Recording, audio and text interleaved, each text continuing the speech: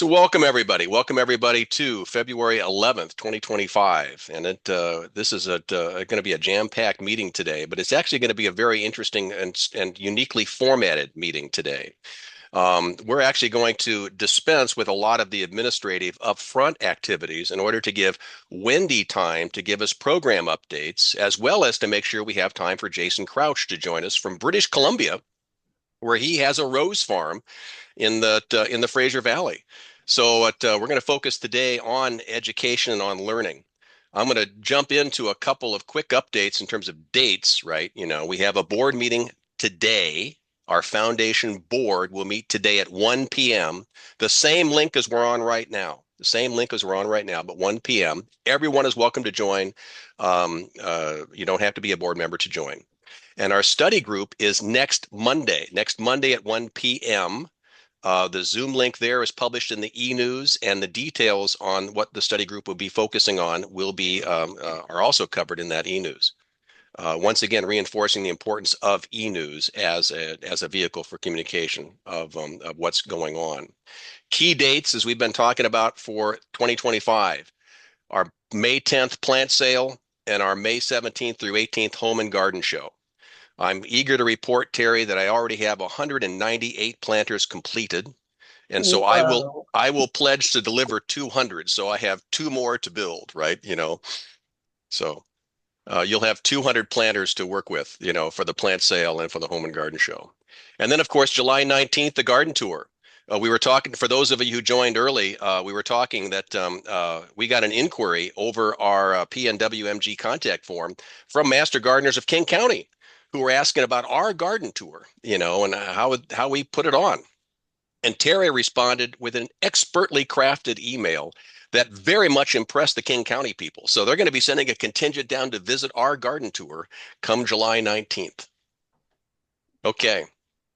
With that, I'm going to turn things over to you, Wendie, just with a quick reminder, right, in terms of who we are, right, as a Master Gardener Foundation and as a Master Gardener program.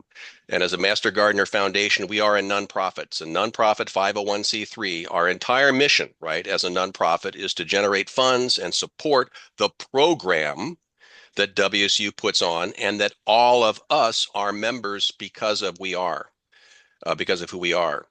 And to that effect, right, our board, our foundation board, is led by Mike Carvia, and an able-bodied team of staff you can see on the screen there. And and each of our regional directors, right, includes Brenda leading us here in Pacific County, Lori in Greater Grace Harbor, and Peggy over in Coastal Grace Harbor. And then, of course, last but not least, Wendie is our coordinator, and and performing her services for the grand total of maybe 12, 13 cents an hour, given that the effort that has to go into this thing. We're still awaiting assignment of a liaison educator from WSU Extension. But with that, Wendie, I'm prepared to turn it over to you if you're ready. Yeah, I am. Thank you. Okay, I do have a presentation, but I'm going to go through some of this stuff pretty quickly. If I'm not sure if this is too big or too small, because it seems like if I do the whole page, I lose track of who's on there. So Okay. today I wanted to talk about the I many people or many volunteers at several of the meetings. I've mentioned that I have an advisory board that helps. And there we go. And that board has met a couple of times already. And some of the things, we have several goals over the year to accomplish. And this last meeting that we had, we talked about the overall goals for the quarter we're going to work on. So we can't do everything all at the same time. As much as I would love to do that, we can't seem to, it's an organization, and sometimes change is difficult, and sometimes just looking at the things we need to change only take a few minutes, and sometimes it's over quite a few months. So for the first quarter, we really looked at overall goals for open communication. I'm hoping that more communication that I've been giving to like having area director meetings and the I'll talk about that in a second. I'll just go ahead and go to this slide. Understanding the differences between the Washington State Extension and the Grays Harbor Pacific County Program and Foundation. Kelly just went over that, so I did go over that yesterday. So the people that did come yesterday, they heard that. I do have those slides this morning, but I'm not going to go over them again. I'm just going to briefly show them because I will be sending out that recording that I did. I recorded both yesterday. Okay, the other thing was Zoom training, and then next is kindness to each other, and not only each other, but our community members. We talked about succession plans and training in the fall. So these are things for the first quarter. Okay, and then the next one is open communication from the coordinator. I'm trying to do a few things a little bit differently. I'm available anytime. Well, probably not in the middle of the night. I don't think I would answer you, but you can call or text me. I'd be more than happy to get on Zoom or meet you in person. I am having the coffee with the coordinator monthly, or had one last month in uh, Hoquiam, and this month is in Ocean Shores, which is on the 17th on Monday. And then the next one will be in Montesano. I don't know the date yet. I'm looking at my calendar, but the next one will be in Montesano area, and then El Waco. So I am going to hit all of the areas unless it snows and then I can't drive down there. But I am going to meet and we just talk. Wait, whatever questions you have, and then speak at the monthly program. And Kelly Rupp, who's he's a main certified facilitator. However, I want to just a few words. Kelly and I had a talk about that this morning because Kelly does an amazing job for our program. So I don't need to change anything there other than saying hi and every once in a while presenting some stuff. And then of course we have the e-news, and then I have a Zoom meeting with area directors each month so that we can talk about what's going on in their areas, and then I'd like to attend area meetings when possible, but I don't always know when they are at this point down in Ilwaco or South. I'm not quite sure.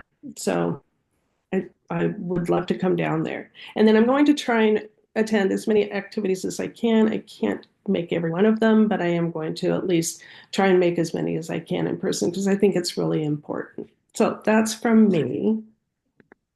Then this part right here, Kelly talked about already. And again, I talked yesterday about the differences of the program, which is the teaching side, and then the financial support from the foundation. Both are extremely important. We cannot do without each other. I mean, I suppose we could, but we certainly wouldn't have the amazing program that we have if we didn't have the financial support that we have from our foundation. And all of our foundation members, including the board and members, are certified master gardeners. So they are in two different roles. So it's awesome and people that want to join the foundation, I encourage to do that. It's a great organization that really helps us.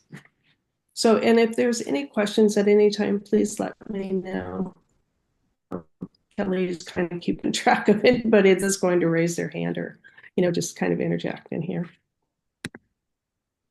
Okay, so I'm going to talk about some of the stuff that we are already doing or what we have in the works for this year, the Zoom, the email, in-person kindness to each other. The Zoom training, Kelly has already posted twice that I know of in the e-news. He has put information of where you can go on YouTube and look how to use Zoom. And there's, the trainings. He has been very good about sending us out that information. So I don't think that we need, unless the membership wants it. Oh, and then also our Elma area had an in-person Zoom meeting already on how to use Zoom. So those things have already been happening, but it was one of the goals that we had. The other one is email etiquette and kindness to others. Elizabeth, one of those things with the advisory board, I asked Elizabeth if she would kind of work on this. She contacted Dan Tuleberg and he contacted Tessa, who is the Mason County coordinator. And we are putting together a workshop and we're meeting in March and having a workshop, in-person workshop for our general membership. And Dan is actually going to send out the information because we are working in coordination with them. Not only do we want to do this training, but other counties also want to do this. So we're really working together to create something that is meaningful to everybody and just kind of learn. Sometimes and I'm guilty of it, sometimes we say or do things that we don't realize that are really unkind or just put someone on the defensive. So we're going to talk about those kind of things and do some activities. And I got to get a drink of water just a second. So we're working on that. So take a look. It'll be in the e-news and it'll also be in emails. So again, we're working on that. And then additional goals for this quarter are the succession plans. It's already in the works. We have people that are training already to take over like workshops. We are working, I'm doing a workshop this Saturday. Anybody is welcome to come. Please let me know if you're going to, because we only have a certain amount of space. But that we are working on getting other people to lead activities. And for example, another thing, I know this is foundation side, but I know that Rhonda is working with Janice to take over her position for the Home and Garden show. So we are working on these types of things. It's ongoing, but we encourage anybody and everybody that is in a leadership position to start training other people because we really need that. And it helps. It helps the organization because then we have more hands-on and more people that can lead others and help them through processes. So we do encourage that. Again, it's one of those things we'll just be working on all year long. And then the training in the fall, I'm going to talk about that next month because I don't have time today. Uh, I'll explain the training. It's different this year. There's two different paths you can take, so it will take the whole half hour to talk about that. Okay, and in the meantime, please let the community know we are training this year starting in October. We will have the information out more information out, I believe, in this next coordinators meeting so that we will have all the flyers and stuff that we can get out. But the application process will open August 15th. If you know of anybody, I have already the names of 5 people that are going to take the training. And again, I know it's difficult this year to already have a training because we usually do it every 2 years. But I didn't want to wait because otherwise we wouldn't have people training until 2027, which is way too long. We want to make sure we keep that. And then after that, if we choose to do it every 2 years, it'll be, as an organization, we will choose to do it one way or another. I think that the way they're doing training, it's going to be easier to do it every year. But I don't want everybody to stress out. It's like, oh gosh, this is a lot of work for every year. So that's the reason why we're having it this year. So it's going to be kind of crazy at the end in around September, October, trying to do everything plus the training. But hopefully I will have lots of support from people. Okay, I think that is the end of my PowerPoint. I am going to stop sharing for a second and talk. Kelly, kind of keep me on track if I get a little bit, because time-wise, it's like I'm hoping that I don't You're doing great, Wendie. You're doing use great. the time. Yeah, so does anybody have any questions right at the moment? Don't see anybody raising their hand. Okay, so the next thing to talk about is GivePulse. I know you all hate that word. It's like, oh gosh, there she goes again with GivePulse. However, yesterday I was in a training to we as an organization, and many counties already use it, put our events on a calendar. I mean, there's probably several of you that go to the STAIN mission driven. And the way you do is you register it, and then you get an email telling you that it is within 24 hours before you get an email saying the meeting's tomorrow. Here's the Zoom link. You go to the Zoom, and then within 24 hours afterwards, you get another email that says, "Did you attend?" And if you did, you say yes. You click yes. It takes you to your account. You do have to sign into your account, but it takes you, and all you do is say yes, and it automatically puts your time in. You do not have to go in and worry about, oh gosh, I went to this meeting and I have to put it in. So what I'm working on, we can do that with every event we do. And there's a couple of ways to do it. One is, I'm going to show you here in a second, but one is to go ahead and put in the event. Again, you will register for it, and then you'll get an email. I actually have the CE from this afternoon on the website, or and this is all in GivePulse, but you can register for it, or we can put it on the GivePulse calendar. And some people like to keep their paper copies. So when I get their paper copy of who attended, I can automatically upload that into GivePulse, and they'll still get the email. They'll still get, yes, I went, or no, I didn't, and it'll automatically put your hours in. So the biggest thing is clicking a little button to say, hey, I want to register for this.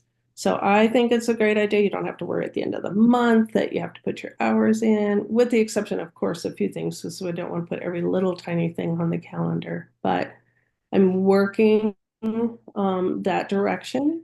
Ocean Shores, Bridget has been good. She's working with me. We're going to put in the plant clinics. We're working on that this weekend, and she already has people signed up, so we're going to be able to sign those people up into the program. And then again, they will just, when they register, we'll have them registered, and then they'll go to the plant clinic or workshop, where afterwards they'll receive the email. So we're testing it out, not asking everybody to do this. I'm only asking, let's look at it, because I think it's a great idea. So any questions so far? So just to that point, Wendie, for example, here in Pacific County, we have a pruning workshop that's being planned for February Yeah. 22nd. Should we give Yeah. that information to you so that you could post that clinic and that workshop so that the folks that are participating, volunteering, supporting that could actually automatically, just give Pulse that? Yes, yes, Kelly, yes. I would be more than happy to put it onto the calendar. I will put it on there this afternoon. So I already have the information from our calendar from all of the events, and I'd be more than happy to put those events on there, but I don't want to I don't want to, I don't want to stress anybody out by saying, hey, you have to do this either, but I would be more than happy. So I'm going to actually share, I have to bring it up first, my screen in GivePulse. Okay, just it'll give me a half a second to do it, because I'm already signed in. So I want you to be able to see. Great. Okay, make sure I'm sharing the right thing here. So when you go on to your GivePulse, I'm already signed in. So, oops, sorry, didn't mean to do that. Did not mean to do that at all. Not sure how I did that, actually. Okay. So can everybody this is my dashboard. Can you see my dashboard? Okay. Yep, we're seeing it. Okay. So I have already registered for staying mission driven, And then I put in we're going to go to the calendar, the little calendar right here. It brings up a calendar, and these are the events. For example, today, I already registered. I couldn't remember what it was supposed to be called. Sorry, but it's the today's CE, our guest speaker, and that I put it in there, and I'm hoping that it works. I'm not quite sure why it says it's closed, but you go onto your GivePulse for today, and while I'm even talking about this, or right afterwards, it works as well. You can register for this. The I put in for 10:40 to 11:30. I wasn't quite sure about the time as well, but I'm registered. So you can see it says status registered. And so you go into your GivePulse and you go into the calendar like I just did. You'll see these. Click on it. When you click on it, right now it just shows managing because I'm already registered for it. I apologize. I had to have this yesterday and I am registered, kind of giving an example. And so anything, and I also have my terrarium workshop, which is the for Saturday. The thing is, I already have it tagged for other educational delivery. And so it automatically, when you register and you get the email and then you participate, and you get another email saying if you participate, you say yes, it automatically uploads it into the other educational delivery. You don't have to do anything if you don't want to. You can go in there and put in the priorities if you want to, but it'll automatically put in your hours. So I will put Kelly, I'll put the printing workshop on here. I'm hoping because I don't see it, I see it a little bit different than everybody else. I'm hoping that somebody will go in there and register. It actually will tell me how many we have. Like I opened it up for all 104 members for some of these things, except for my workshop on Saturday.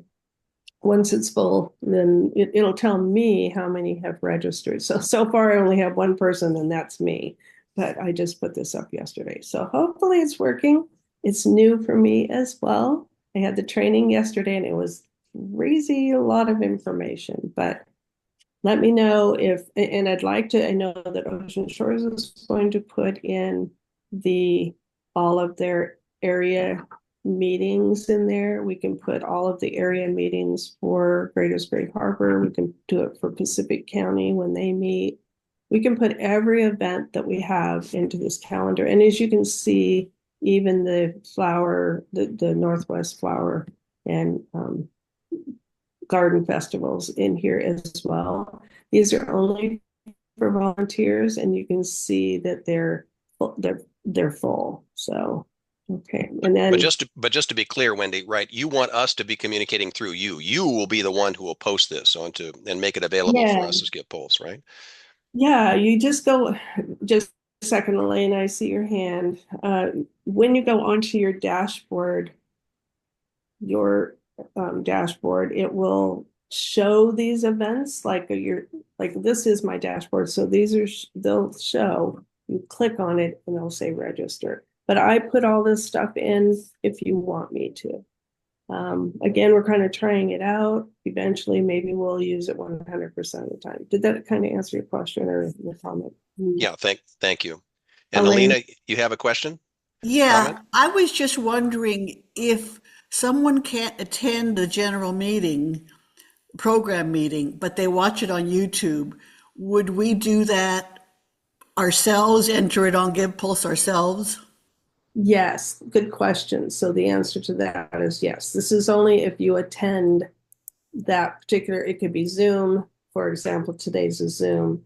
But if you watch it in person, then the answer Okay. to that is yes. I mean, we can still put impacts in. I'm not taking that away from, or we aren't taking that away from anybody. You can still put your own impacts in. This just makes it a little bit easier that you get an email 24 hours before that, hey, you volunteered at this plant clinic. Remember to show up tomorrow. And then the next day you show up and then you say, you get your email, say yes, and you're done. So you don't have to remember it at the end of the day. You don't have to remember to put anything else in. So let me know if you want to have more events. Kelly, I'll put yours in. And also let me know if it works for you. It works for me, but I'm like, not because I'm on my page and not on the managing page. I'm not sure how to show you. I could Wendy, I just went out there and tried to look for it to register, and I Mhm. can't find it. Okay. I was able to I just registered for it. Okay. Okay, so I'm going to stop sharing. Brenda, did you want to put it up, your account? Do you mind putting it up, and maybe we can figure out where it is, why you can't register? And Erin, you said you did register for it. Yes, I did. So if there, okay. Are you there, Brenda? Or if anybody else wants to bring theirs up and share it and practice in front of all of us. So I think the key lesson we want to take away here, though, Wendie, is make sure that you are aware of activities and programs that are being planned, right? So that you can, put in a master, entry into the calendar, and so that makes it available for all of us to see and to sign in. Yeah, it actually then, and that's a really good point too. Thank you, Kelly, for bringing it up. We do have, of course, the foundation. It has their calendar, which, and I don't know if this is the history of it. I can only guess on this, but I appreciate the foundation having our activities on their calendar because we have the Grays Harbor extension website, and then we also have a different one for Pacific. And if anybody wanted to put stuff on the calendars, they would have to put it separately, everything on Grays Harbor. If we're showing in Grays Harbor, if we're doing it in Pacific County, be on two different calendars, which is ridiculous. So I appreciate it as a member and as a coordinator that you can go on to the website, of course, the foundation website, and see the calendar. So that's an advantage for me as well. So you would have two different places. It's still really important to check out the foundation website to see what activities we have, because not everything at this point is going to be on the GivePulse calendar, because not everybody has chosen to do that.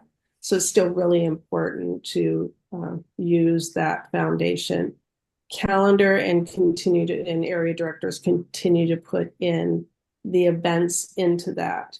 So we can made the point, and you made the point early on that what you're doing here with the calendar does not replace actual manual entry. This is just it's intended. This is intended to be a more convenient way to get the hours recorded. I mean, all of this, yeah. Exactly. It's just a convenient way to do it, and then a different way to see it as well. So, again, I am going to share the foundation. I know that Kelly has shown this before, and I also showed it yesterday, but I think I want everybody to understand that the GivePulse does not replace this website. When you go in to let's see, I probably should do this.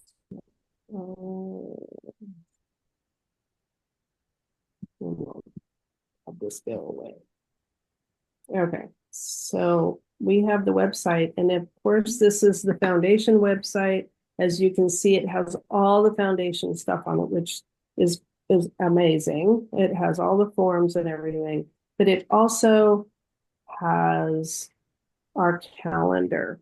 So they have been generous enough to put on, Randy does this calendar, Chris Collar does the extension one. So she puts on the website or the activities that we have coming up for the public, the Home and Garden Show, and just the public workshops, things like that. But Randy puts on anything onto the calendar that pertains to any Master Gardener volunteer. So it includes not only in person, but it also includes like the meeting today. So if you view the calendar, it has, you can do it by the month. I do it by the month. We're seeing right now, Wendie, is just the home page. Oh, okay. Well, I will reshare.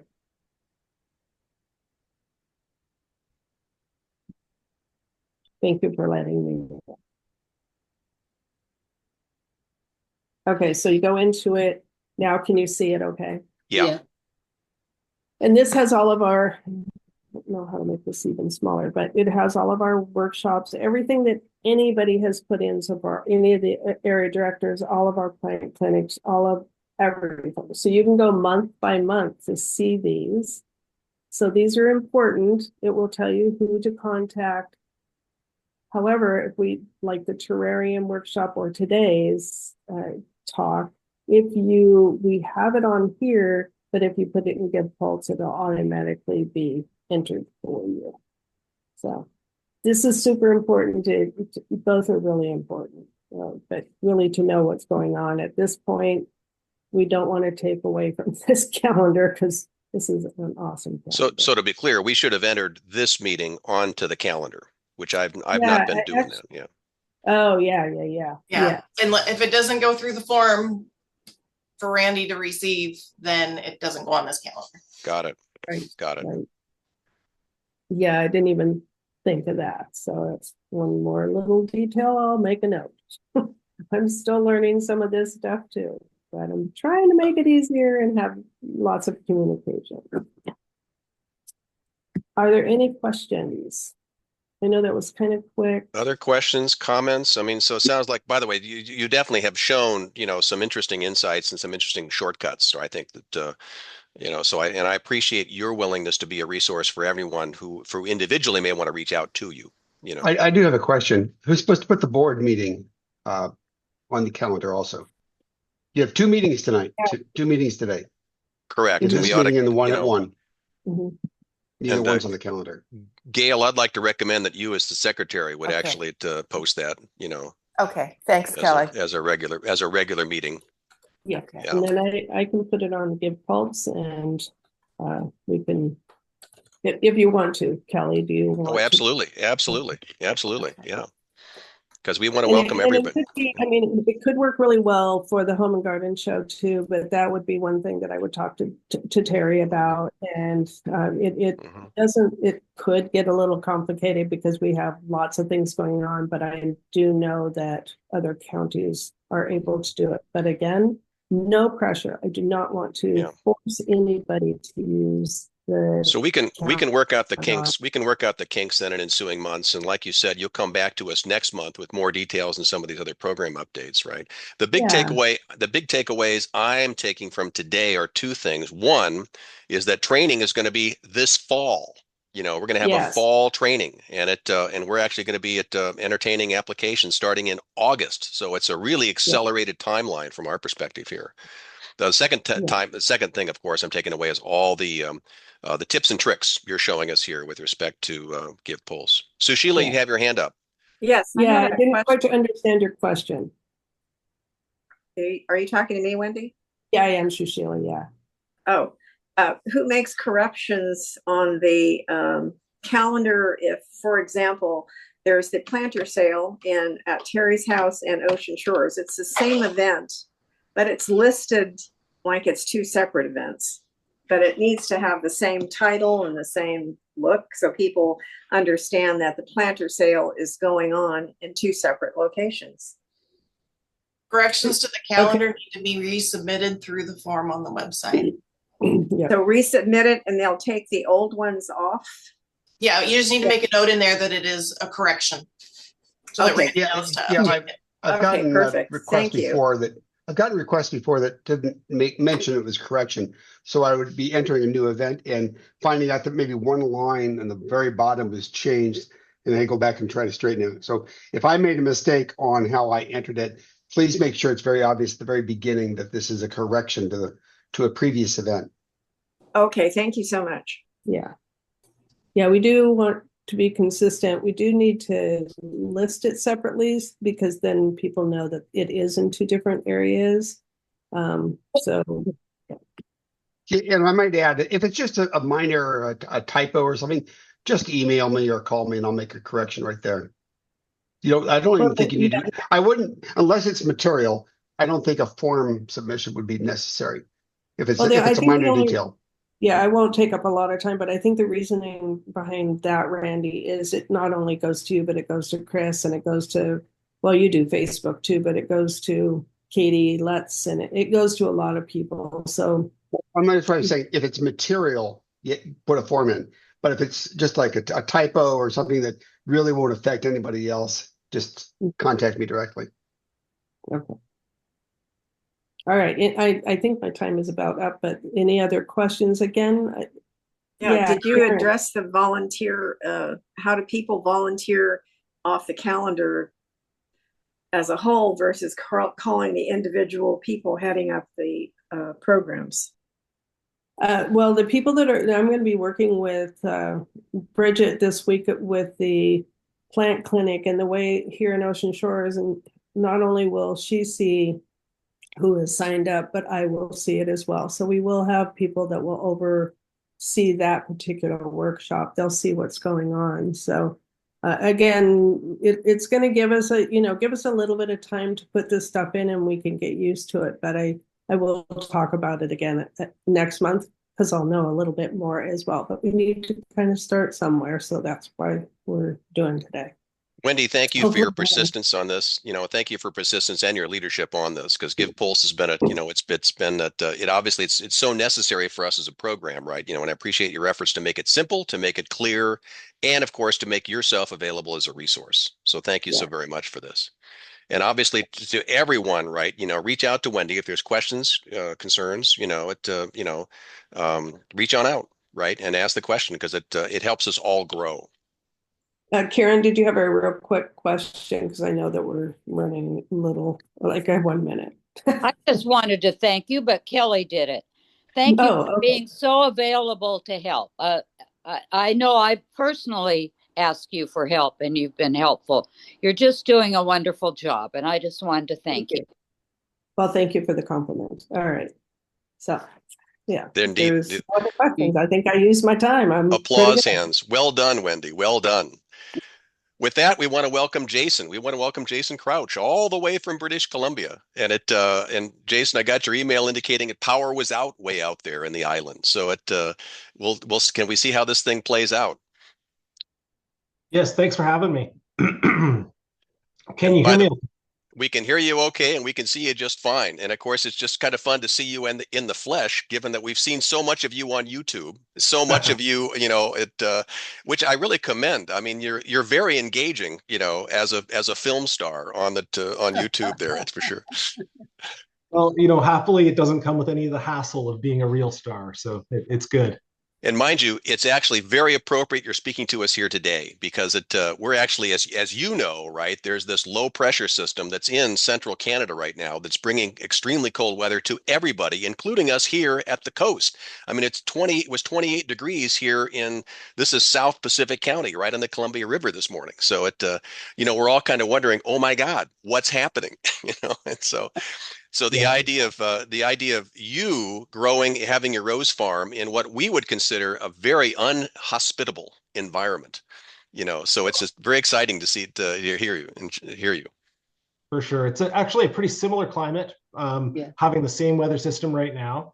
I'm going to just test right now if I can share my screen. Hang on a second here. And I'm going to hit present. And see if that shows up well for you. We're seeing it great. Perfect. So what I'm going to do is I'm going to go through my standard growing great roses presentation. I'll up it a level for master gardeners a little bit, and I'll leave plenty of time for questions so we can discuss the weather system and so on. I'm going to go through here quickly an introduction to me. I worked in retail for 20 years. So I was working for people like PetSmart and Staples and so on. And this was me, I was never this good looking, but I was just that miserable working in retail. So I decided to go back to horticulture school. Went to Kwantlen Polytechnic University out in Langley. That's a picture of us walking around the city of Langley doing plant ID. And then I joined Valleybrook Gardens, so the people who did heritage perennials and those kinds of brands. And I started them as a load dock guy and then ended up being their head grower for a number of years.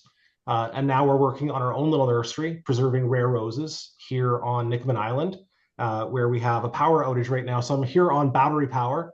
So if I disappear on you, I'm disclaiming straight away that's not my fault. That's the power system. And I do get a little bit of help from YouTube. And in return for financial assistance from YouTube, I have to put up with the abuse of the world, which is wonderful. Keeps my ego very much in check. Get lots of nasty comments. But I did want to talk about sort of an overview of roses today. So I'm not going to read you every slide, but this slide is intended to give you an overview of the things that we want to talk about here. I have across the bottom there, don't hold your questions. And if I were doing this in person, that might make a little more sense. Although on Zoom, sometimes it is a little bit disruptive when people talk over each other. So I will ask you to maybe hold on to your questions towards the end of the presentation, and then I'll make lots of time for questions.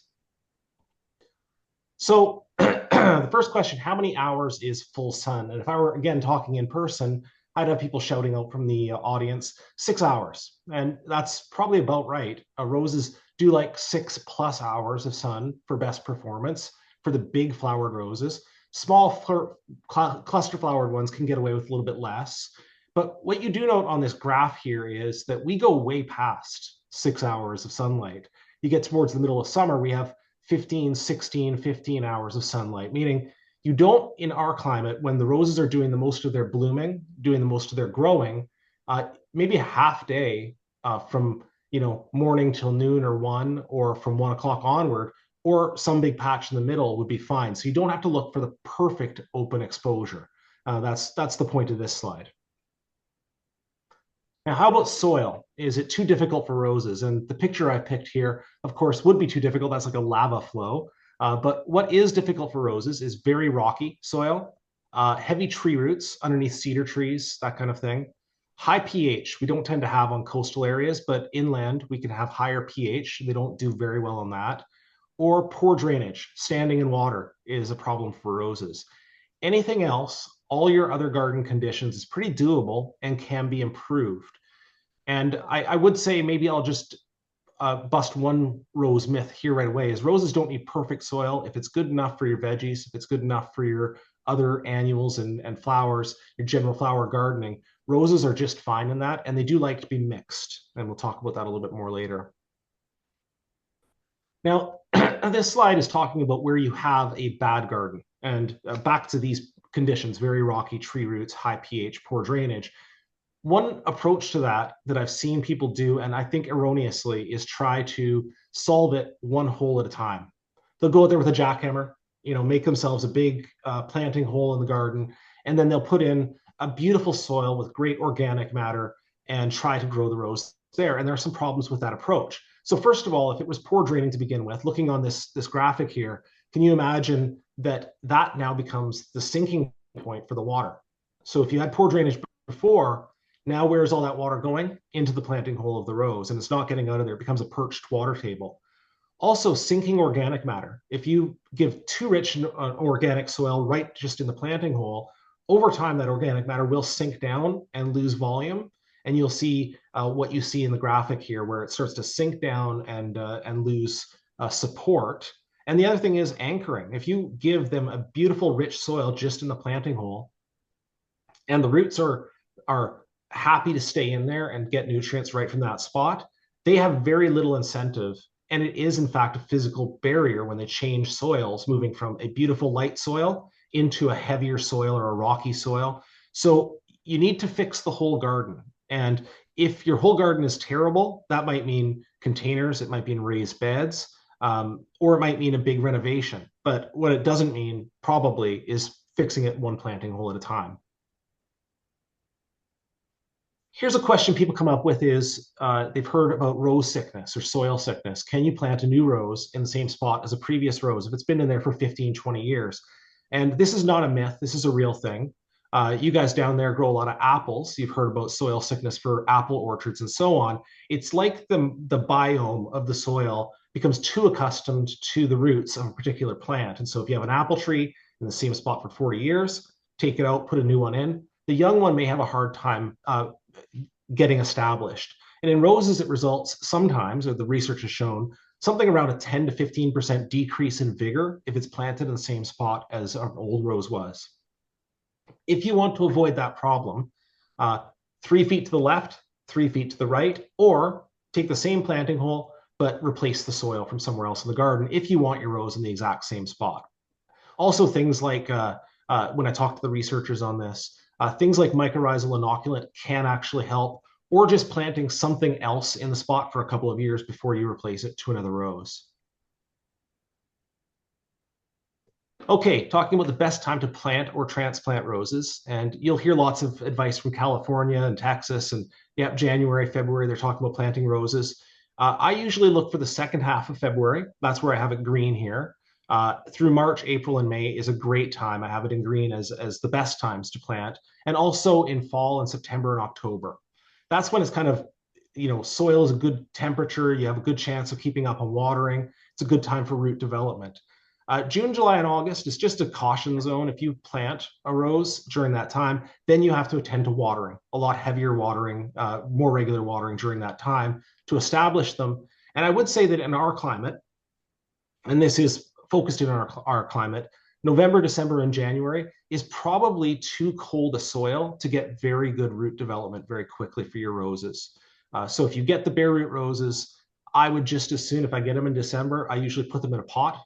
I put them in my greenhouse, or I keep them in my garage, and then I'll wait until February when the soil temperatures start coming up, and then I will do my planting. Okay, let's talk about selecting roses. This is a family tree of roses that I put together.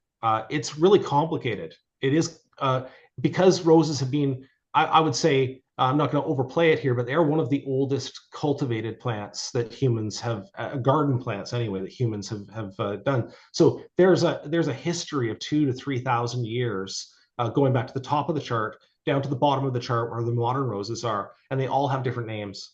The good news for you is that means there's probably a rose for you in this bunch. The bad news is there's lots of terminology. So let's get to what matters in your garden. If you have a small space, a container, a small area near the house. The example I've used here is bee's knees. That's a beautiful rose, pink and yellow. Miniatures are a great choice. Polyanthus, like ballerina, or floribundas, and some small shrub roses, particularly things like, let's say, the flower carpets would be a good choice for small spaces. If you had a large space instead, you want to fill a big space with roses, then change your thinking. Let's talk about the hybrid teas.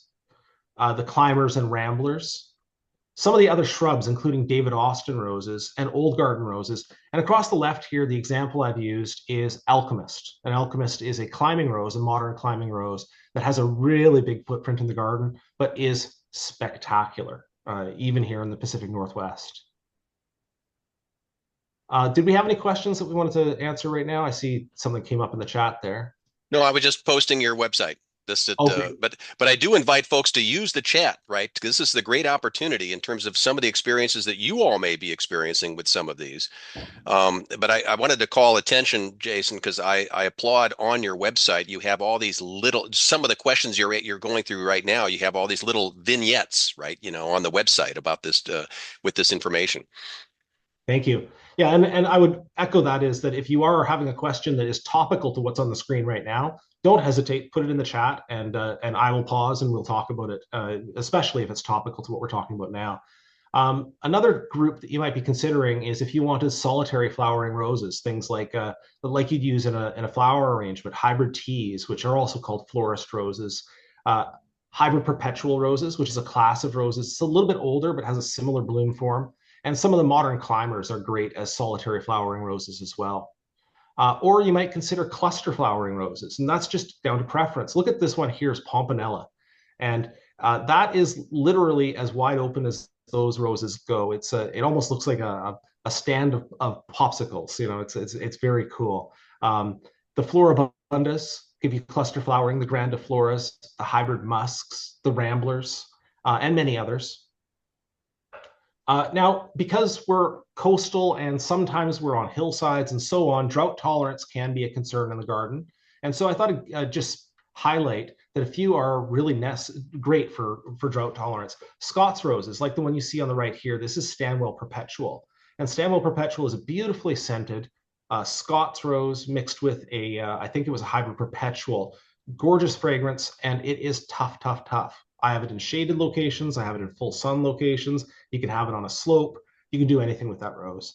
Rugosa roses are also widely used by city planting teams that are good for coastal areas or drought tolerant areas. And then compact floribundas would be another good choice, things like Bonica, for instance. Now, what do we have trouble getting away with in the Pacific Northwest? The Double Delight, I have never grown it well for any length of time. And it just is too vulnerable, in my experience, to black spot. And that's a problem we get pretty seriously here. So I can get it to go, well enough for 2 or 3 years, but after that, it seems to go into decline. Zephyrin Jurheen, that's the one on the right there, is a bourbon rose, beautifully fragrant, nicely formed flowers, one of the most popular roses in North America, year after year after year. And yet, if I put it into my Pacific Northwest garden, it will be defoliated by the middle of the season, absolutely, by powdery mildew and black spot. So I wouldn't say you can't grow a bourbon rose in the Pacific Northwest. I will say it takes extra attention on your part to keep them clean and try to keep the mildew and the fungus off. But is that the point, Jason? I mean, what is it about these two varietals, right, that causes them to be so susceptible to our climatic issues? Yeah, that's genetics. It's straight up genetics on those varieties. Like when they did the breeding, some they've bred specifically with disease resistance in mind. The bourbon roses are an old historic roses before modern breeding techniques took hold, and it just happened to have a genetic weakness towards black spot. So when you look at the bourbon roses, again, Zephyrin Jurheen is on the screen, but I have Variegated de Bologna later in the presentation or in the final pictures. Same thing. Just more vulnerable. And so you kind of have to do a little bit of an assessment in advance and try to figure out which ones are most vulnerable. And that's where, if you go to a site like this one, this is Rosapedia, or across the bottom of the screen there, I have another one called Help Me Find. And they talk about the garden performance of these roses. Help Me Find particularly is the deeper, a little bit harder to navigate, but it's the deeper resource that usually has specific disease resistance to powdery mildew or black spot rated directly on the profile page of the rose. So it's a good one. And that's what I would say is start with your own priorities and then go and research the roses first and pick from the ones that are locally available to you. Okay, I have a little aside here. Own root versus grafted roses. And I think most people understand what a grafted plant is, especially if I'm talking to master gardeners here. But I can't take anything for granted is that roses over the 20th century, particularly, the predominant form of production was grafting. And what you see on the right-hand side of the screen there is a grafted rose. And you'll see that big graft union. It's usually a big bulb at the base of the rose, where right at the soil line usually. And that indicates that they grafted the top stalk of one rose onto the root stalk of another. So genetically, it's two separate roses. The top is one rose and the bottom is another. The problem is that graft union over time becomes the most vulnerable spot on your rose. It is basically all scar tissue. It starts to disrupt the flow of nutrients and sugars up and down the rose. And it also becomes a focal point for any diseases that want to get in and attack your rose. So the lifespan of a grafted rose can be dramatically shortened from, say, an own root rose. And the example I'd use is that they can say somewhere in the range of 15 to 20 years maybe is the productive life of a grafted rose. It sounds like my power is coming back on here. That's good news. So that's about 15 to 20 years. Now, compare that to own root roses that they have verified on castle walls and monastery walls in Europe to be up to 1,000 years old. So 1,000 years down to 15 or 20 years. So ultimately, own root roses have an almost unlimited lifespan. if they're well cared for in the garden, whereas grafted roses have a pretty finite lifespan if they don't get onto their own roots. Now, this is a problem because if you go to the store, if you go to the Walmart, if you go to the hardware store, how do you know if what they're selling is an own root rose or a grafted rose? Oftentimes, the staff there isn't going to be able to tell you.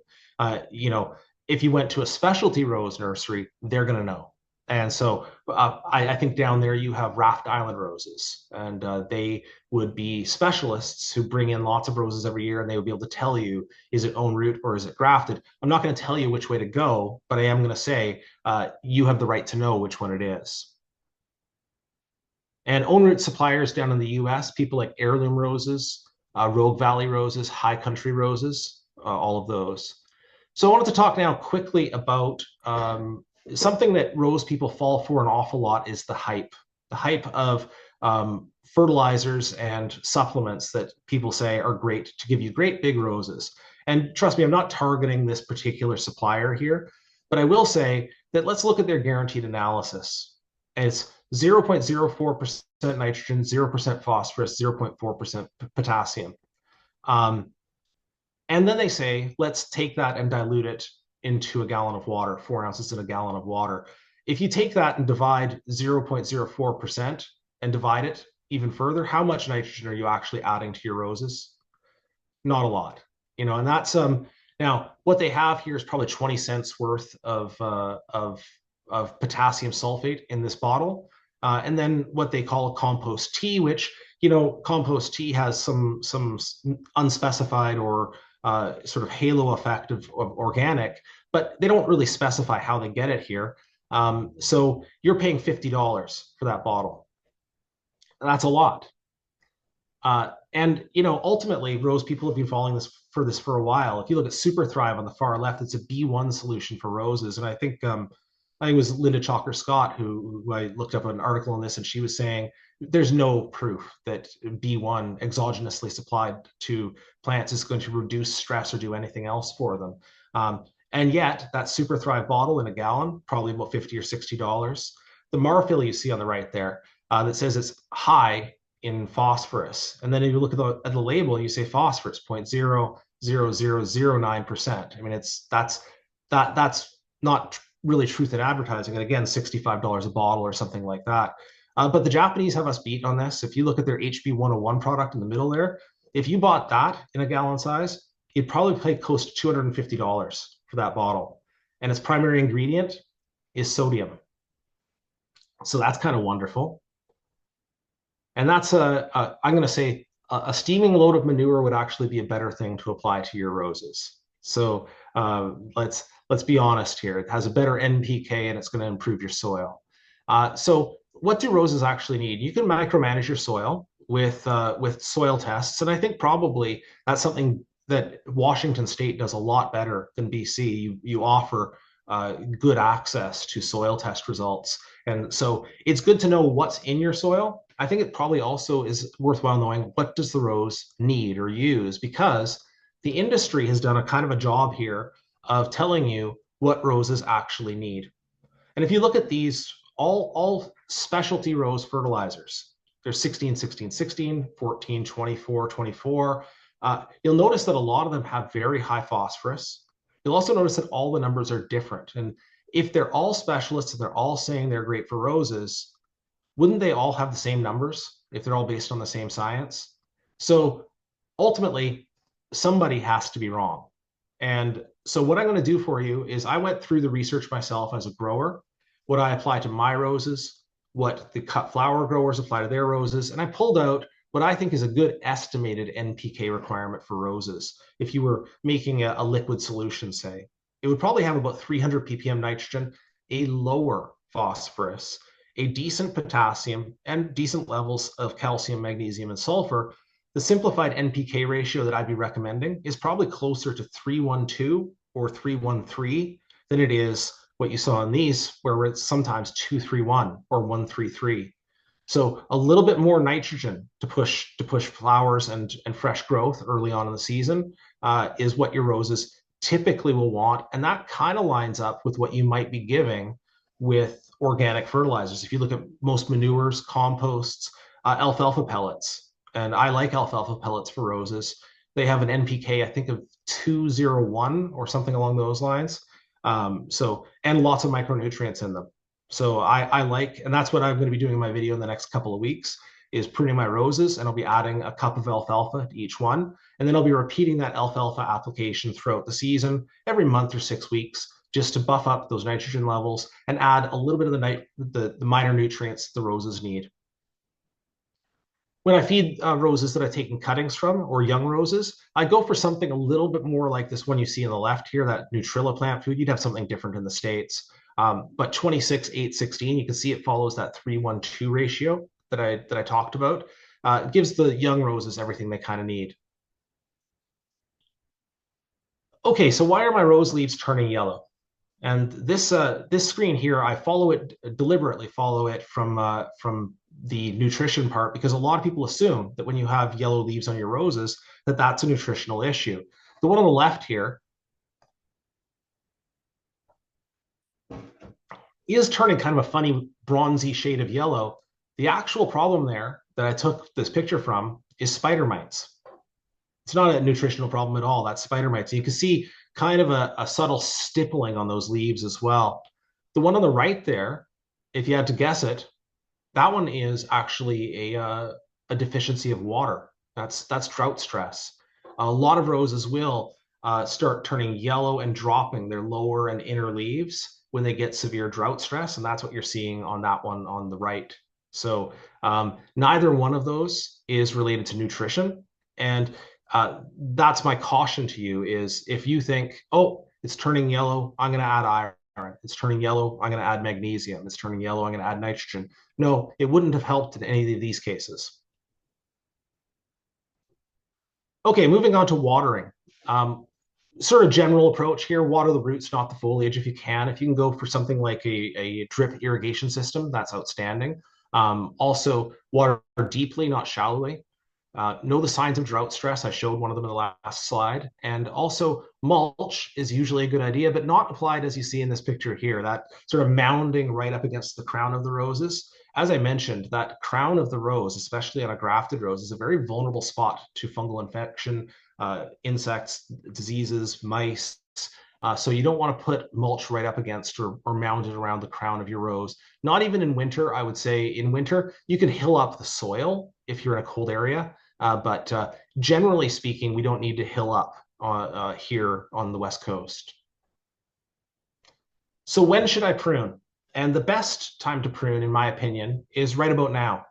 Right as we come out of this cold period in the next week or two, we should be expecting to go out there and prune our roses. Now, that's always a gamble, isn't it? You know, you're kind of taking the, I look at February 14th as the time after which a long extended period of cold with wind becomes less likely. Roses can take a low temperature. They can take down to -5 degrees Celsius. Sorry, I'm talking in Canadian here. So just below freezing, no problem. But they can't take a long extended period below freezing with wind very well. And so when I do the pruning at this time of year, what I'm trying to do is trying to catch all of the damaged, diseased, crossing, damaged branches right now when I can see them, before the plant leaves out, so I can see the structure of the rose and do the pruning then. And I follow nature. Look at when your forsythia is blooming, your flowering currants, your quinces, your saskatoons, your hellebores. The whole landscape is coming alive. And I have a note across the bottom here that says, remind me to talk about the once blooming roses. They're a little bit different. Once blooming roses, the old garden roses, they bloom on old wood. And so the ramblers and the old European garden roses, like the damasks and so on, if you pruned them right now and you pruned them deeply, you'd lose a lot of flowers for this year. So typically you'll want to prune them after they flower. Okay, here's some guidelines on how to prune. And, obviously I have videos that are going to show this a lot better, but for this medium, this is pretty good. Look at on the left there, the ones that are in blue. And you can see that they're trying to depict you're thinning out the rose, and you're getting rid of, right from the base, you're getting rid of some of the oldest, grossest, or broken stems to thin out the entire rose. And after you've done that, the second step you see on the right there is to prune away the tips, getting it down to a manageable shape and size. And so really your goals when pruning are for size, shape, and health, and that's all. You want to come away with some healthy stems, a good open shape, and a manageable size for your garden. There are no great rules of thumb about how high you should prune any particular rows. It just comes down to what works well in your garden after a couple of years of experience. And I'm going on to climbers here. And same thing. If you look at the base of a climber here, what they've done is they've targeted out a couple of the oldest, crustiest, grossest, or misshapen or badly placed stems and removed them right to the base of the shrub. The wonderful thing about getting rid of those old stems at the base of the plant is that you're encouraging fresh new shoots to rejuvenate the shrub. And you're getting rid of some badly placed or unhealthy stems at the same time. And then on climbers, the only other thing you're doing differently is you're looking to, you can see on the picture there, you're trying to train them out a little bit horizontally. Horizontally trained stems on roses, especially the climbers, get far more blooms than ones that go straight upwards. So that's what they've done. They've just cleaned up the tips and off you go. So pruning questions, and maybe I'll pause here for just general questions as well. But here's some common ones. Do I need to prune every year? And the answer to that, in my opinion, is yes. It's always good at this time of year to get your eyes on your plants. You'll always benefit from it, even if it's just a small pruning or a small correction. The only exception I'll give you to that is if you have brand new roses in your garden, young roses, like first year, second year, and they haven't put on a lot of growth yet, then you don't have to really give them a severe pruning. They don't need it. But everything else, yes, I'd say every year is a good practice, especially just to get rid of one of those oldest, grossest stems at the base. What if you miss the early spring window? Well, the nice thing about roses is that they're reblooming shrubs for the most part. So if you don't get them in early spring before they leaf out, you can wait till they flower, and then you can prune them for shape after that. That's no problem. The only thing is, it's a little harder to see the structure of the shrub at that point. And again, for the old garden roses, the once bloomers, it is the time after the early spring window. You want to wait until after they bloom, and that's the best time to prune them. And couldn't I just use a chainsaw? Well, it's a little bit messy, I'm going to say. That's kind of a facetious question. I would say for thin-stemmed roses, using a hedging shear would not be a terrible idea, but using a chainsaw leaves a bit of a more damage than I'd like to leave behind. Did we have any other questions come in the meantime?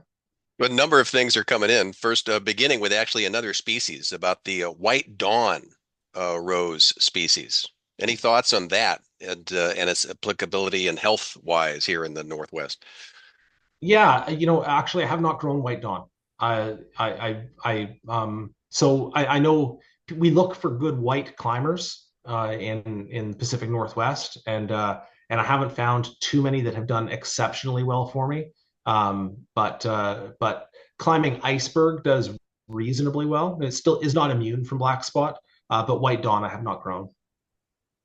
I also posted a number of there's a number of Linda Chalker Scott articles about roses, and she really, of course, delights in debunking myths of nutrition. And so I would invite everybody to check out, just do a search on it, Linda Chalker Scott Roses WSU, and you'll find just a variety of papers that she's written on this. And then, of course, Rhonda raises the question, I love this, the elephant in the chat, right? Deer and elk. This is what is your secret solution, Jason? Okay, so this I can't solve everything, and this is one of the ones I won't be able to solve for you. High fences, people who close gates, and dogs. That's about the best I've been able to come up with. I've been very fortunate here on Nikomen Island. We're surrounded by farms, so the deer don't come on my property. So I've got a lucky situation, but everywhere else in BC, it's the same thing. Deer will get in and they will eat off those wonderful young shoots of roses. And there are some roses, the rugosa roses, that are particularly thorny, that they seem to be less keen on, but when hungry enough, they will go even for that. So yes, it's tall fences, people who close gates, and a dog. And so sprays and other, things that not relatively effective. No, I did a video on this a while back, and I try not to fall too deeply on the debunking train. I leave that to Linda Chalker Scott and Garden Fundamentals because I don't want to harp on people about the things that they try. But I have to say the deer repellent industry, you know, they don't have a great record for success. And when I looked at the studies on it, because deer are intelligent mammals, they will at first be shy about a repellent, but then they become accustomed to it, and they will eventually become not afraid of it, and they'll defeat it. So you can't really rely long-term on deer repellents.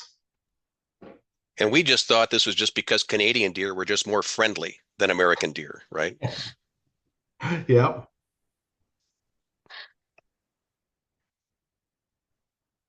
So still continuing on the general idea of pruning, there is deadheading, which is a specific kind of pruning that you might do, pulling off the spent flowers of your roses. And you're not just doing this because you're a fuss budget.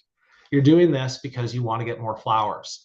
And quickly removing the spent flowers means that it's not putting energy in trying to ripen the seeds on that seed head. So the simplest version of this is what you see on the far left of your screen, just reaching down, snapping them off. And I have no problem with that approach at all. It's 90% of the time, that's what I do. But something to be said, and you'll hear this a lot of times, people talking about roses, they'll say, go back down to a 5-leaflet leaf set. Okay, that's what you see on the far right there, a 5-leaflet leaf set. What you'll see is that the one in the middle there has 3 leaflets. That's up by the flower. And that's an indication that that's the part of the rose, the part of that stem that has become specialized for flowering. And the part down below, where it has 5 leaflets, that's where it's specialized for growing. So they typically are saying, by that rule of thumb, prune back down to a 5-leaflet leaf set is to get your rose back down into the area where it's going to shoot fresh, healthy growth and be ready for the next flowers soonest. So if you're doing it properly, that's probably the way to do it, but it is just a rule of thumb. Okay, I want to talk quickly about pests here. Aphids. I find them big, slow, and temporary in my garden. I get a big influx of aphids in April, and then I usually get another big influx of them in September. They seem to like those cooler shoulder seasons. One thing interesting is, did you know that aphids are born pregnant? And you'll see that in the picture on the right there, where it's just popping out a little clone of itself. It doesn't even stop its meal. It just keeps stuck into the plant and then pops out a baby. And that's how you get those big colonies like that. They don't stop for the fun stuff. So that's why aphids can be such a problem, but they're also great food for all of the beneficials in your garden. Spider mites are another one that's big on roses. That's that on the right there. You're going to see that stippling that I showed you an example of earlier on in the presentation. That's a telltale sign that there's spider mites. And then thrips. And oftentimes this sort of balled up flower you see on the left here is going to be the first sign you're going to see that thrips have come into your garden. Midsummer, usually July, I find I'm getting balling, especially in my light colored roses. They go after Pope John Paul II and light colored roses, and they cause that balling. Now, if you do have to take matters into your own hands, I don't really recommend the hard chemicals, you know, and I probably master gardeners fall into the same category as I do of knowing that that's kind of a dead end. I will sometimes apply some of these more natural remedies. The garden sulfur that you see on the left here is pretty good for black spot powdery mildew to some degree, and also is great for getting rid of spider mites. So if you had to use something for spider mites, that's probably the thing. On the far right there, insecticidal soap has the benefit that it is local and targeted. It's not very long persisting on the plant and isn't going to hit a lot of non-target organisms unless they happen to be in the path of the spray. So those are the ones that I like to use. Horticultural oil I put on here as well, just as a side note. It's good for mealybugs if that's the thing. But this is pretty much all I use. Sometimes I'll use a little bit of a potassium bicarbonate spray as well for the black spot or powdery mildew. But I don't use a lot of the heavy pesticides in the garden here, and you know, for reasons just around pesticide resistance and so on. Jason, do you apply some of those pesticides as a prophylactic or after a pest is visible?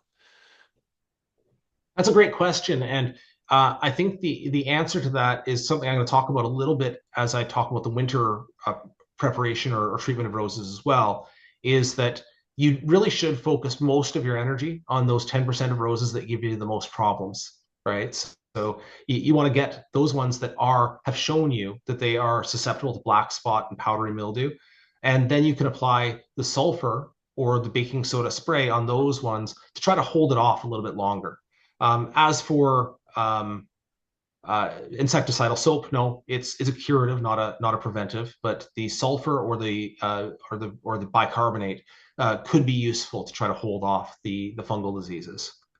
And Randy asked about ULC lights as a light wands as a pest combatant. Yeah, you know what? I've heard everything, and I think I've heard that one in reference to people who are cannabis growers, actually, kind of going around and using ULC. But I haven't looked into that one, so no, I couldn't tell you. I think you'd want to be cautious with ULC, even from your own eyesight point of view. You wouldn't want to mess with it, but it might be useful. Okay, so my next slide here is one where I do a mea culpa. I'm a garden YouTuber, and so these thumbnails that you see from garden YouTubers are something that we do to try to spur up views. Now, I don't personally do them, but can't I just fix everything with Epsom salts, banana peels, eggshells, and coffee grounds? You can see on the lower right here, here's James Perigione. He's burying fish underneath his tomatoes. So I just wanted to take a look at some of these practices because the rose people do seem to go for gimmicks. And let's talk about Epsom salts. Well, Epsom salts are magnesium sulfate. Now, do you need a magnesium for your plants? Of course you do. It's an essential nutrient. The problem is, how much do you need, and how do you know that you need it? And that's where we come back to the point of the soil test. You really should not be going out of your way to apply large amounts of anything. So the rose people will say, put in a quarter cup of Epsom salts every year in every planting hole. And I think to myself, well, heck, if you're wrong, you're locking out calcium because magnesium and calcium actually compete with each other for availability to your plants in the root zone. So no, you should not be applying Epsom salts. Now, in Western Washington, you get a little more rainfall than other parts of the country. It might be, but it's that you need more magnesium. They might be leached out of your soil, but you wouldn't know that. It's not universal, and you wouldn't know that without a soil test. Rusty nails. Why would you add rusty nails to your garden? And generally, if I'm doing this in person, I'll hear people say, iron. And I'm like, no, the only thing it's adding to your garden is tetanus, or the risk of tetanus, stepping on rusty nails. No, iron oxide is not absorbable by your plants. So that's an old wives' tale. How about burying fish under your plants? And I take your pest of choice. Do you like bears, raccoons, rats, skunks? That's what you're going to get if you bury fresh fish underneath your plants. So James Perigione, I don't know, do they have no raccoons in New Jersey? But yeah, I mean that's not a great idea. Organic matter is great in your compost pile, and once it's fully composted, it's a great thing to add to your garden. How about eggshells? People talk about eggshells being a cure-all, and here's the problem: eggshells don't break down very easily. And speaking of garden myth busting, Robert Pavlis did a good thing on this, where he was showing that eggshells don't break down in the garden. I mean, you can find archaeological sites where you find eggshells from 200 years ago and they're barely broken down. He's done 5 years in his garden, nothing, right? So they're not breaking down in the garden. If you need calcium in your garden, and if that's verified, lime or dolomite lime if you also need magnesium, but not eggshells probably, and it's not going to keep your slugs away. So that's a myth.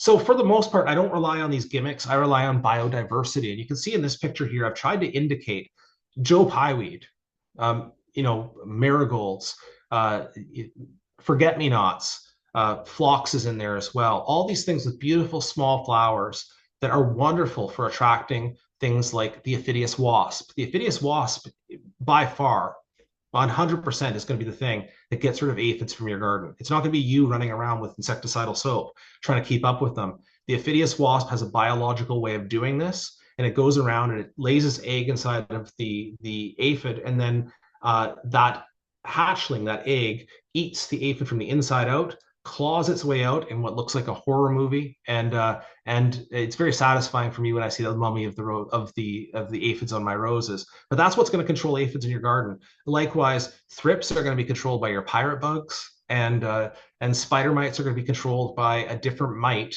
Amblyseius phalacis, and all of them depend on biodiversity in your garden. So this is something that the rose societies, I feel, get a little bit wrong. When you go to a public rose garden, you're going to find a lot of them, including all the famous rose gardens, putting their roses alone. They'll put them in a raised bed, or they put them with a little bit of boxwood around them. They'll just have a block of roses, then another block of roses. And I admit, it is a very effective display of color. The problem is that roses don't do well, and it's just like any monoculture. They don't do well when they're all on their own. The roses are great for bringing pollinators and beneficial insects into the garden, but they need to share those with all of the other and balance those with all the other plants around them. That's my take on it. Okay, this might be the last informational slide of the presentation here. I would be happy to stick around for questions. But as we approach the end of the season, I wanted to talk about what you do with roses that are looking a little bit optimistic. Now, owing to their subtropical genetics of the China roses, often they'll keep on trying to grow through the winter, and that's what hurt them last year. So we had a warm winter, or a warm fall and warm winter, and then we had a blast of cold, and it cut them right down.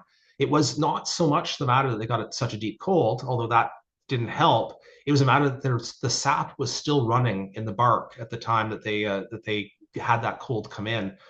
So roses are optimistic, and the things you'd like to do to discourage them from continuing on that soft growth into the fall: stop fertilizing. Stop fertilizing around August is a good time. Limit your pruning. Try to let them ripen off their own hips.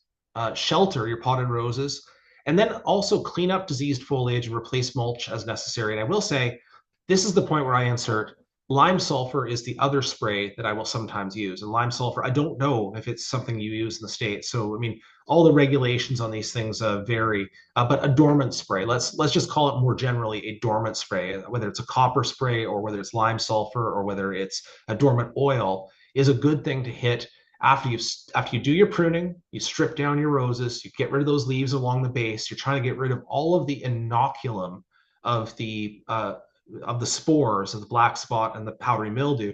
Get it clean as you can going into the new season. Replace that mulch around the base, have your pruning done, and then spray it with, in my case, lime sulfur is what I would be using. And that's it for the presentation. You can help me out by connecting on YouTube. If you have questions for me, YouTube is where I am.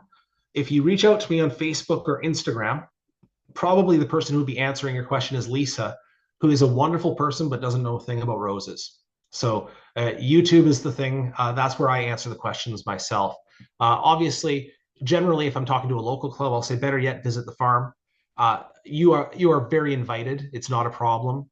Come up, see the farm. But the problem with inviting US people up to the farm here is then you have the border to deal with. And if you bought something, you'd have to go to the CFIA and get phytosanitary certificates and all of that. So if you are planning to come up here, we'd be happy to see you, but don't plan on coming back with plants unless you make other arrangements. And we have all sorts of cool roses that you don't see anywhere else. Durimbos here on the left, Robert Le Diable, which is a centifolia rose on the right there, Baron Gerard de Laine with those white edges on the flowers, Buff Beauty, not widely grown these days, but really should be one of the best garden roses that I've ever grown. Here on the left, that's another Bourbon. So again, susceptible to black spot. But look at the striped petals on that. That's gorgeous. And on the right there, Jacques Cartier, or Marchesa Bocella, is a Portland rose that is just gorgeous and well behaved. And amongst my favorite of the classes of roses is the Portland roses. Jason, a wealth of knowledge, and I posted a number of links just kind of associated with the tracking some of your discussion here. And of course, my last link, of course, was posting your YouTube channel link. Questions and comments for Jason on this? This has been fascinating.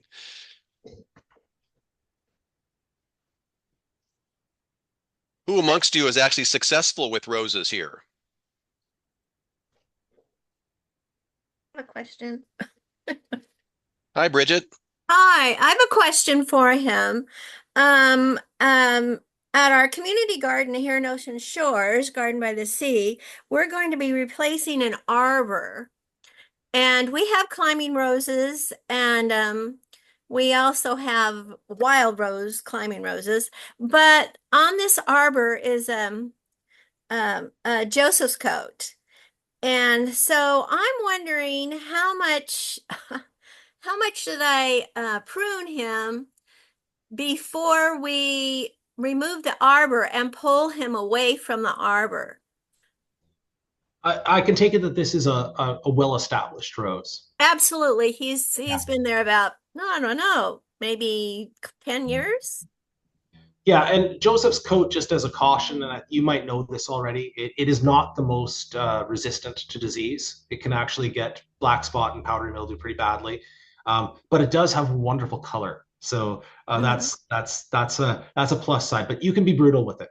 I would take it right down to 2 or 3 feet to a couple of main canes and pull it away from that arbor so that when you replace it, it's nice and easy to do. And you will, in general, on a very well-established rose, you'll get a quick rebound from that. And then you'll have thin, pliable canes that you can train any way you want. Preferably a little bit horizontal would be great.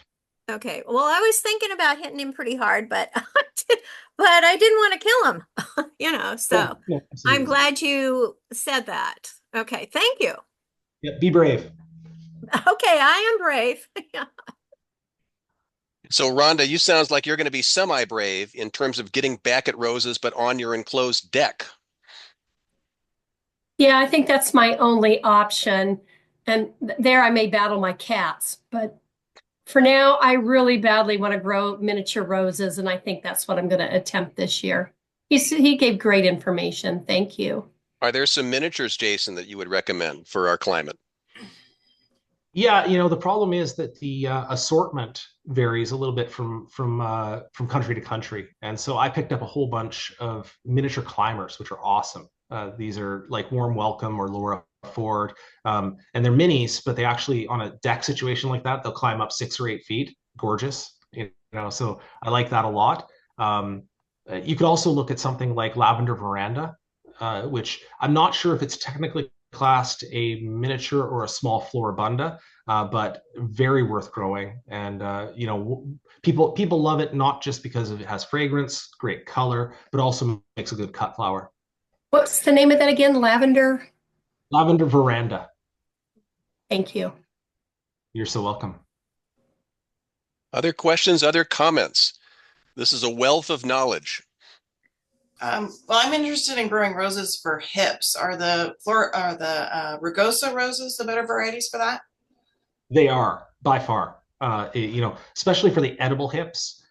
Traditional medicinal use would have been more like the dog rose or the eglantine rose, and that's what they would use traditionally. But when they're talking about eating for hips, it's the rugosas all the way around, and by a country mile. So yeah. How are you at identifying pictures of a rose that's unknown? Not great. Okay. Well, I have rooted several old roses along the wishkaw that grow on fences or gates, and don't have a clue as to what a few of them are. Yeah, it's something I would love to get into is to create something for Rosapedia, that's my site, where we can help people with rose ID. The problem is that because it's such a widely cultivated plant, that there would be many thousands of cultivars, and so it's pretty hard to narrow it even down to class, much less get the specific cultivar. Understand. Other questions, other comments? Are there particular? Go ahead, please. Do you have an opinion about knockout roses?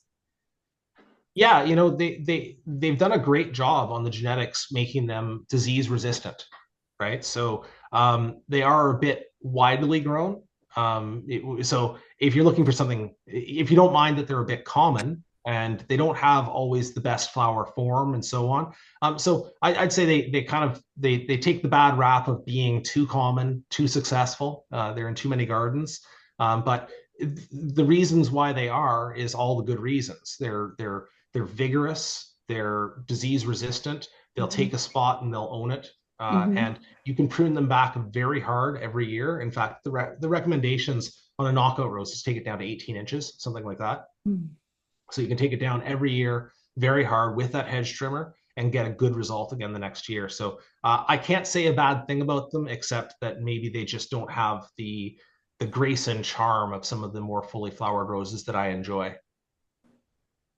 Thank you. You're so welcome. What do you know about the Dortmund rose? Yeah, great shrub rose. Yeah, speaking of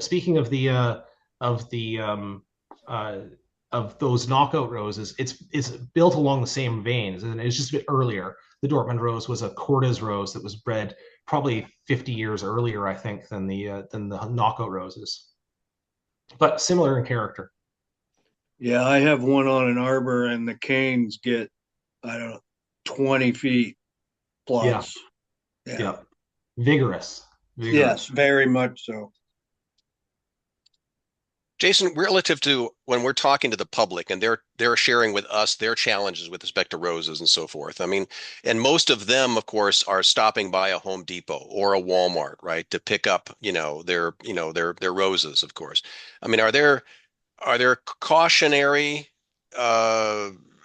directions we should provide, or I mean, curious as to what we have to be, of course, research based in our console to the public, and not recommending particular sources or particular solutions per se. But I'm curious as to general guides as to what kind of the quality of the material that one is offered, right, at these chain stores. Yeah, and there's nothing wrong. They are basically the grafted roses out of Texas and California. They've been packaged a little bit differently, so sometimes they're in what we would not so nicely call body bags, right, as roses. But they generally recover from that quite nicely, whether they have wax on the top or don't have wax on the top. These are all grade 1.5 or grade 2 roses in general. So they're not the very best. But if a person buys one from the big box stores, it's not necessarily they're going to do poorly. I would make to the group here, I would make the straight up claim that I think own root roses are your better bet over the long term. And so you can find the knockout roses, for instance, by the way, are usually sold on their own roots. They don't have any reason to graft those. They're vigorous enough. They grow them on their own roots. And a lot of the shrub roses that you find grown in a 2-gallon pot in your garden center can be, but they won't tell you. The staff there won't know.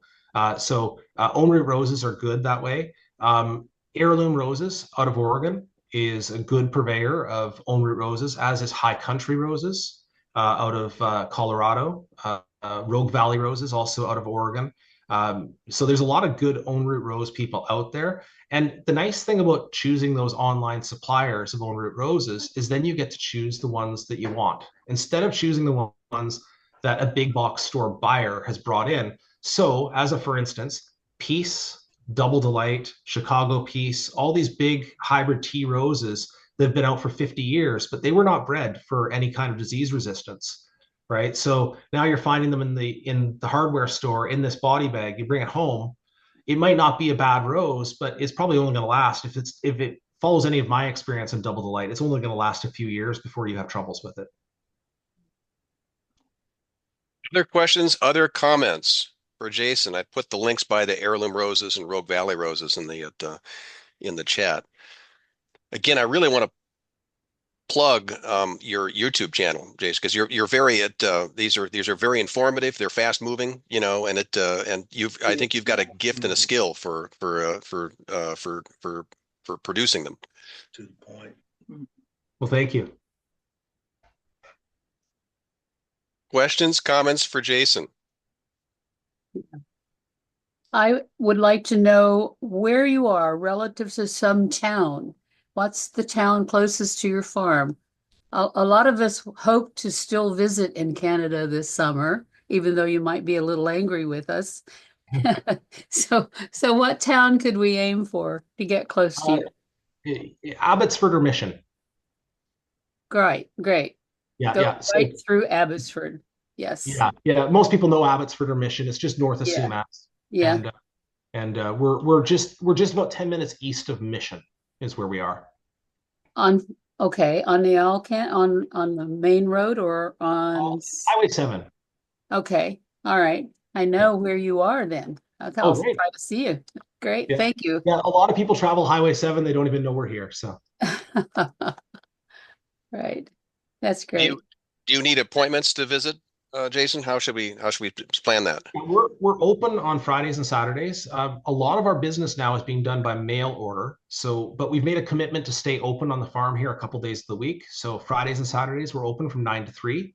And then if you're not going to be here one of those days, and you know you're going to be here for a trip anyway, but you'd like to stop by, you can arrange it just through the website, the contact form on the website, and Lisa will make an appointment with you, and we'll make sure we're around.